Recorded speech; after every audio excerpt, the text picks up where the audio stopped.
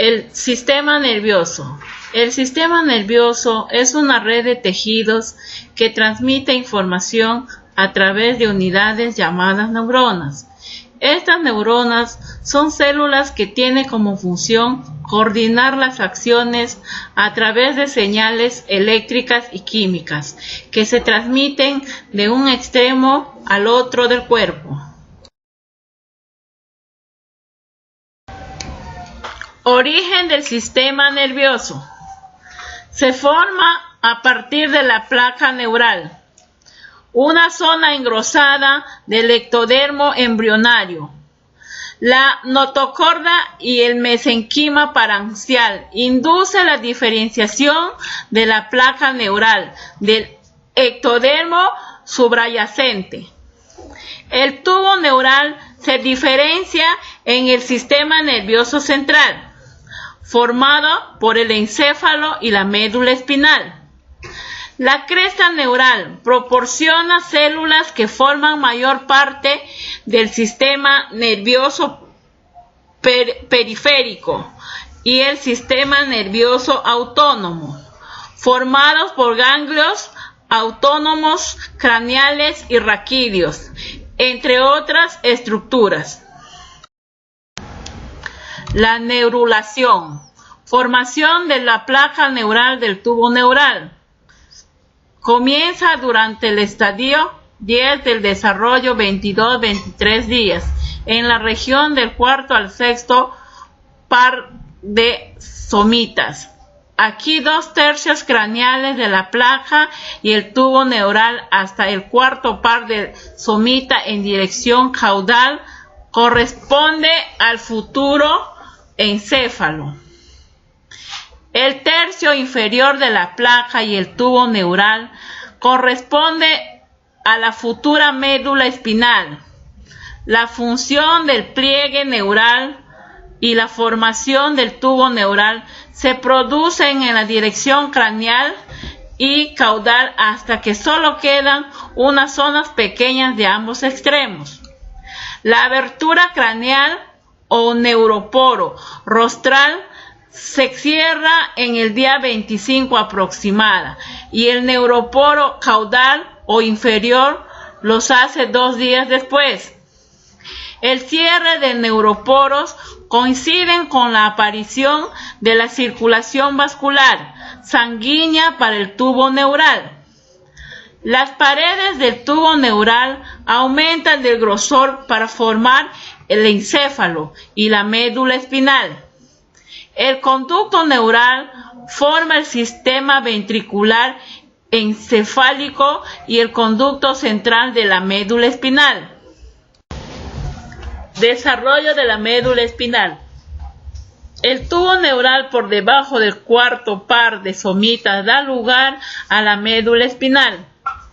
Las paredes laterales del tubo neural aumentan su grosor y reducen el tamaño del conducto central en la 9ª y 10ª semana.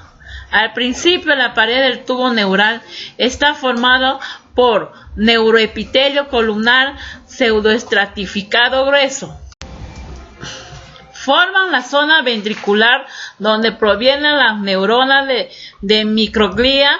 Poco después se identifican las zonas marginales formadas por porciones externas de las células neuroepiteliales. En esta zona se convierten sustancias blancas de la médula espinal. El engrosamiento diferencial de las paredes laterales de la médula espinal produce el surco longitudinal o surco limitante. Este surco separa la porción dorsal, la placa alar de la ventral, la placa basal. Esta placa produce abultamientos longitudinales que se extienden en la longitud de la médula espinal en desarrollo. Eso tiene relación con las funciones aferentes y eferentes, respectivamente. Los cuerpos alares de la placa alares forman las columnas de la sustancia gris dorsal, que se extiende en la longitud de la médula espinal. Los cuerpos celulares de las placas basales forman las columnas grises ventral y lateral. Desarrollo de los ganglios raquídeos.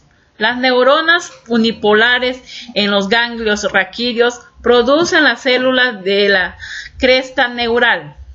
Los axones de la célula son bipolares al principio, pero después se unen en forma de T. Estos viajan en los nervios raquídeos y forman las determinaciones nerviosas en estructuras somáticas o viscerales. Los procesos centrales entran en la médula espinal y forman las raíces posteriores de los nervios raquídeos. Desarrollo de las meninges raquídeas.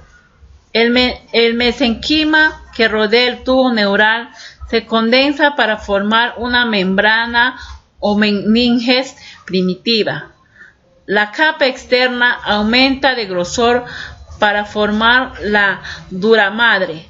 La capa interna o pía aranoides procede de la célula de la cresta neural. Aparece espacios llenos de líquidos dentro de la meninges.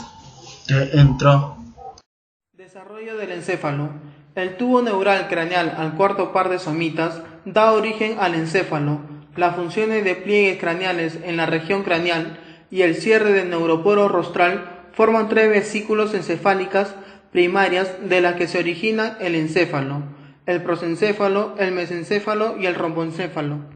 En la quinta semana, el prosencéfalo se divide en forma parcial en 2 vesículas encefálicas secundarias, el telencéfalo y el diencéfalo. El mesencéfalo no se llega a dividir. El romboencéfalo se divide en forma parcial, el metencéfalo y el mielencéfalo. Flexuras encefálicas. Durante la cuarta semana, el encéfalo embrionario crece con rapidez. Se dobla hacia adelante con el pliegue de la cabeza. Flexura del mesencéfalo en la región del mesencéfalo. Flexura cervical en la unión entre el romboencéfalo y la médula espinal. Más tarde, con el crecimiento simétrico del encéfalo, entre estas flexuras forman la flexura protuberancial en direcciones opuestas. Malformaciones congénitas del sistema nervioso. Iniencefalia, malformación de la unión occipital cervical sin cuello. Anencefalia, malformación por ausencia de gran parte del cráneo y del cerebro. Enencefalocele, malformación que permite la exposición de las meninges y el encéfalo. Holoprosencefalia, malformación por ausencia del desarrollo del prosencéfalo, falta de divisiones de la zona anterior, lóbulo frontal y cara cíclope. Craneoraquisquisis, malformación que permite la exposición directa del encéfalo y de la médula espinal. Microcefalia o Zika, una reducción del número de futuras neuronas pueden originarla. Se divide en ocasiones a irradiación o exposición a toxinas. El 70% de los niños presentan defectos del desarrollo.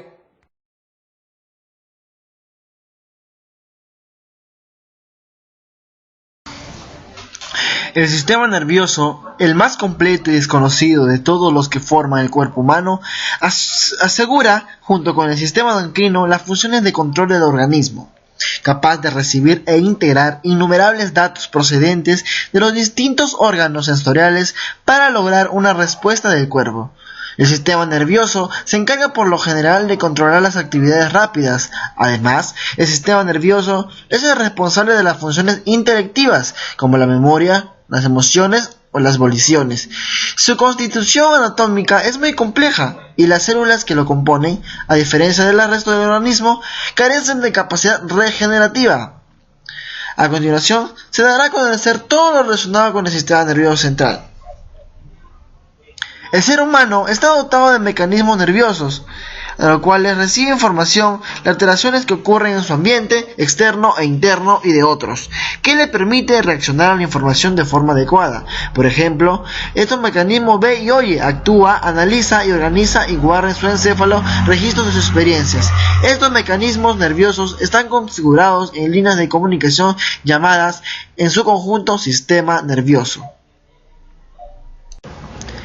El sistema nervioso se divide en sistema nervioso central y sistema nervioso periférico. El sistema nervioso central está formado por el encéfalo y la médula espinal. Se encuentra protegido por tres membranas llamadas meninges. En su interior existe un sistema de cavidades conocidas como ventrículos, por las cuales circula el líquido cefalorraquídeo. El sistema nervioso ejecuta 4 acciones, las cuales son percibir los estímulos procedentes del mundo exterior, transmitir los impulsos nerviosos sensitivos a los centros de elaboración, producción de impulsos efectores o de gobierno y la transmisión de estos impulsos efectores a los músculos esqueléticos. Decimos que el sistema nervioso está compuesto por el encéfalo. El encéfalo es la parte del sistema nervioso central encargada en la cavidad craneal y se divide en cerebro anterior, cerebro medio y cerebro posterior. En el cerebro posterior o romboencéfalo se encuentra localizado en la parte inmediatamente superior de la médula espinal y está formado por 3 estructuras: el bulbo, la protuberancia, el puente ovarolio y el cerebelo. En él se encuentra también el cuarto ventrículo. El cerebro anterior o prosencéfalo se divide en diencéfalo y telencéfalo. El diencéfalo comprende el tálamo, el hipotálamo, el quiasma óptico, la hipófisis, los tubérculos mamilares y la cavidad llamada tercer ventrículo. El telencéfalo está formado por los ganglios basales, núcleos caudado y lenticular que forman el cuerpo estriado y el cuerpo amigdalino y el claustro. El rinencéfalo, el hipocampo y el área septal que forman el sistema límbico y la corteza cerebral o neocortes. El ensanchamiento del telencéfalo forma los hemisferios cerebrales, que constan de 3 lóbulos: el frontal, temporal, occipital. Externamente, los hemisferios tienen múltiples pliegues separados por hendiduras que cuando son profundas se llaman cisuras. Los 2 hemisferios están unidos por el cuerpo calloso, formando fibras que cruzan un mismo hemisferio a otro. La corteza cerebral es una capa de sustancia gris que se extiende sobre la superficie de 2 hemisferios. De estas estructuras del encéfalo solo vamos a estudiar algunas que tienen importancia más resaltante para comprobar las bases fisiológicas de la conducta. En el encéfalo encontramos el tálamo, que canaliza la información sensorial a la zona apropiada de la corteza cerebral para su procesamiento. También está el mesencéfalo, que contiene centros nerviosos que controlan las reacciones motoras y las funciones auditivas y visuales. La protuberancia actúa como estación de retransmisión que lleva los impulsos de diversas partes de la corteza al cerebro. Cerebelo coordina movimientos corporales, controla la postura y mantiene el equilibrio. Y por último, el bulbo raquídeo, quien controla las funciones vitales como el ritmo cardíaco, la circulación y la respiración. Su destrucción produce la muerte inmediata.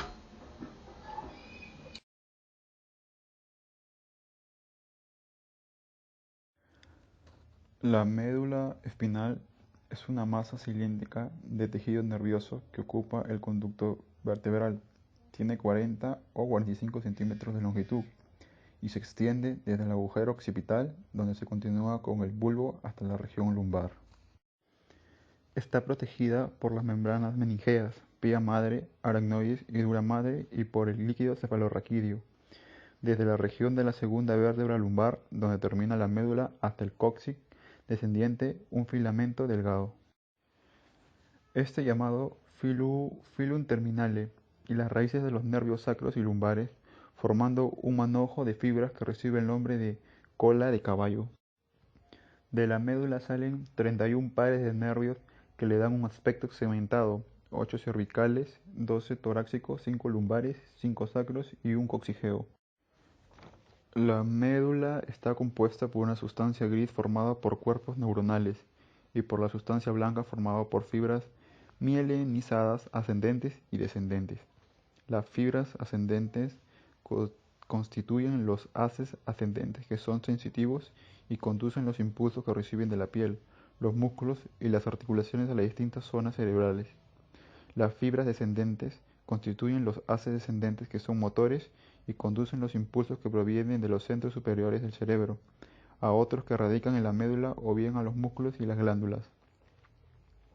La sustancia gris tiene un ensanchamiento llamado astas, dos dorsales o posteriores, dos ventrales o anteriores y dos intermedias, y se localizan entre las dorsales y las ventrales.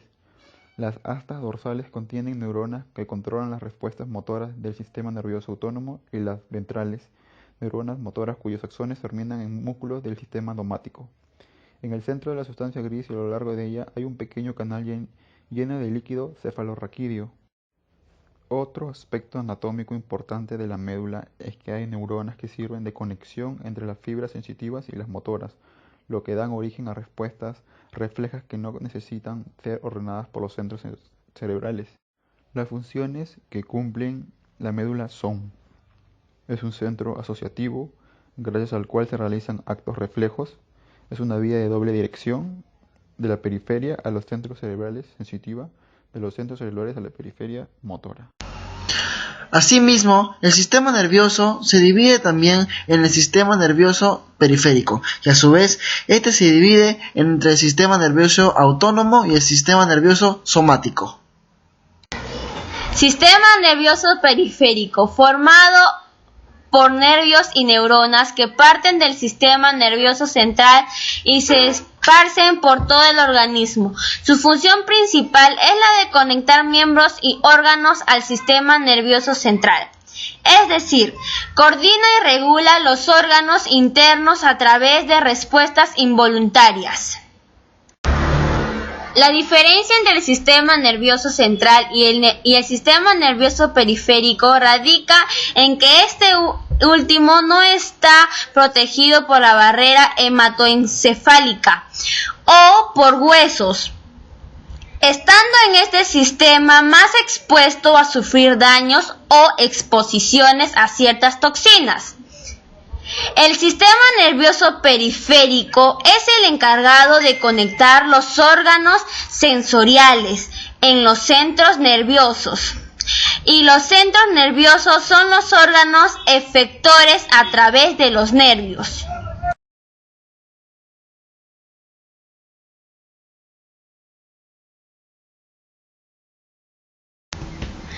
Nervios. El conjunto de nervios es el sistema nervioso periférico. Los nervios son cordones delgados de sustancias nerviosas que se ramifican por todos los órganos del cuerpo.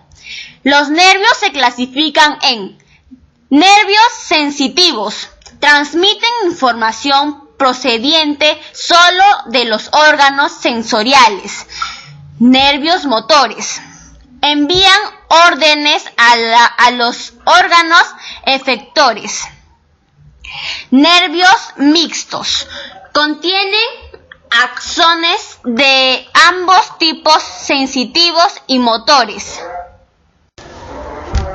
Existe otra clasificación del sistema nervioso que consiste en dividir este sistema de acuerdo a las funciones que desempeñan las diferentes vías neurales. Esta clasificación difiere en que no tienen en consideración si pertenecen al sistema nervioso central o al periférico.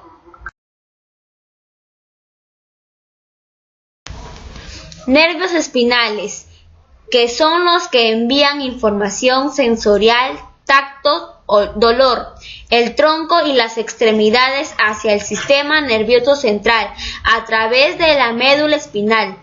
También envía información de la posición y del estado de musculatura y las articulaciones del tronco y las extremidades a través de la médula espinal.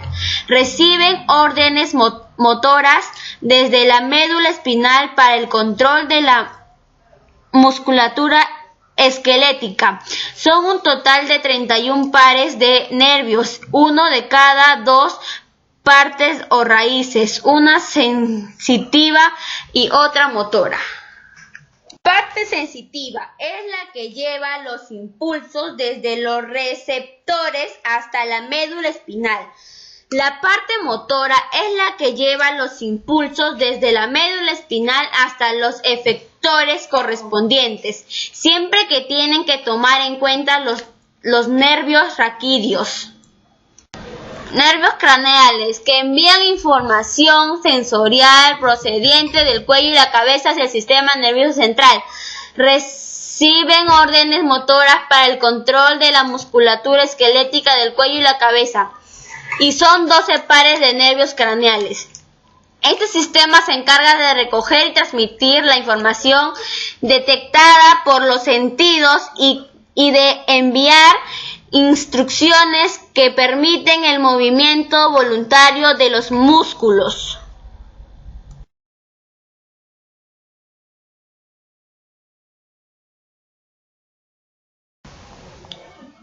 Además del sistema nervioso somático, tenemos también el sistema nervioso autónomo, que es el conjunto de neuronas que se encargan de regular las funciones inconscientes o involuntarias, por ejemplo, movimientos de los intestinos.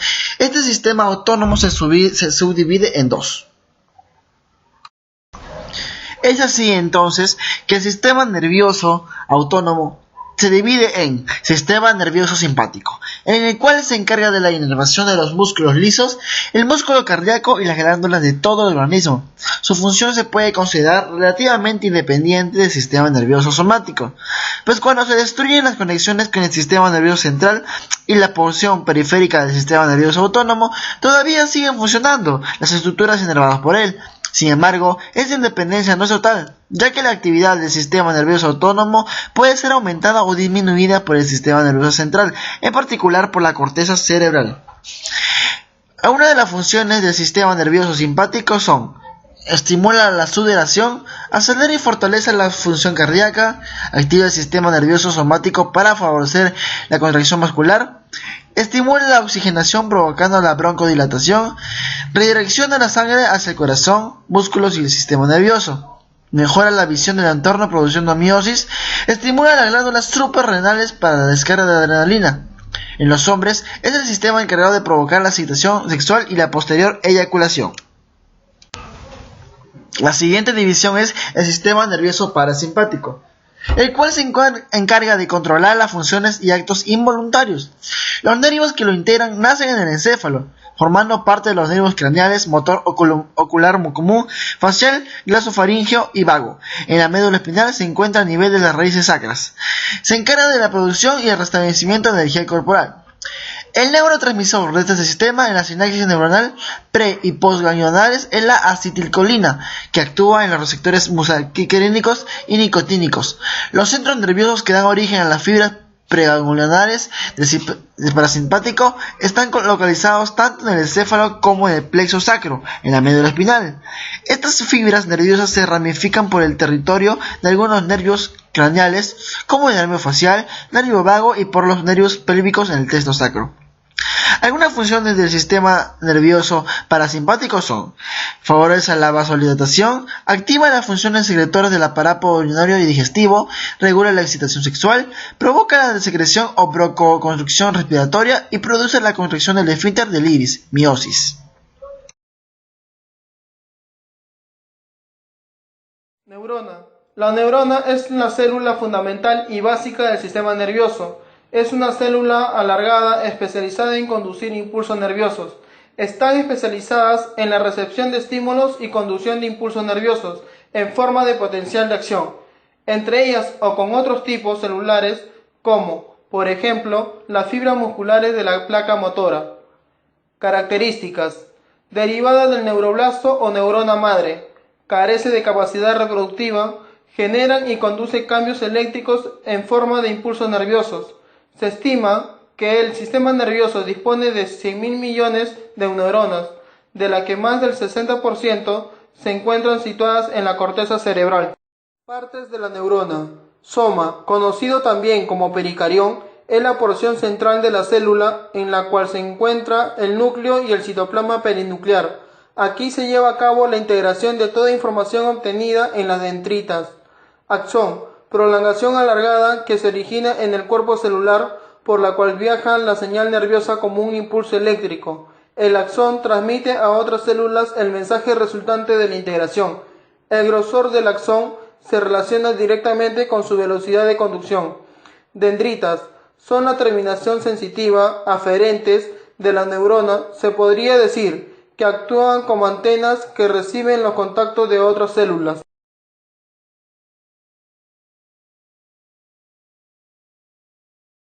La sinapsis es un hecho comunicativo entre dos neuronas, una presináptica y otra postsináptica. Es impredecible la conducción previa del impulso nervioso en la neurona presináptica y particularmente en los denominados botones terminales, que son las últimas estructuras de la ramificación y diversificación axónica de la neurona presináptica. Esta circunstancia es el primer punto de acción para los fármacos y drogas que afectan a la sinapsis, pues en concreto la modificación de la conductibilidad aún no siendo un fenómeno tan asequible como otras etapas de la sinapsis. Es uno de los caminos para la intervención de anestésicos que infiltrados a distintas concentraciones bloquean o modifican la conductibilidad.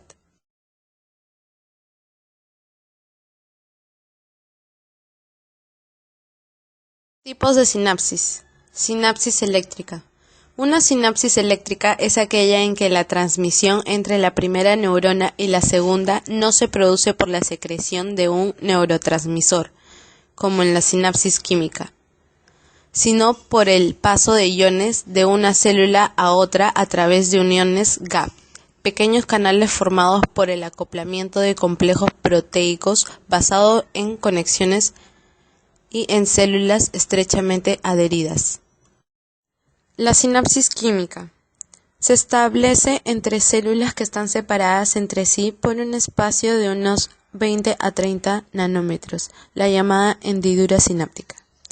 La liberación de neurotransmisores es iniciada por la llegada de un impulso nervioso o potencial de acción y se reduce mediante un proceso muy rápido de secreción celular. En el terminal nervioso presináptico, las vesículas que contienen neurotransmisores permanecen ancladas y preparadas junto a la membrana sináptica. Cuando llega un potencial de acción, se produce una entrada de iones calcio a través de los canales de calcio dependientes de voltaje. Los iones de calcio inician una cascada de reacciones que terminan haciendo que las membranas vesiculares se fusionen con la membrana presináptica y liberando su contenido a la hendidura sináptica. Los receptores del lado opuesto a la hendidura se unen a los neurotransmisores y fuerzan la suma de impulsos excitatorios e inhibitorios que llegan por todas las sinapsis que se relacionan con cada neurona.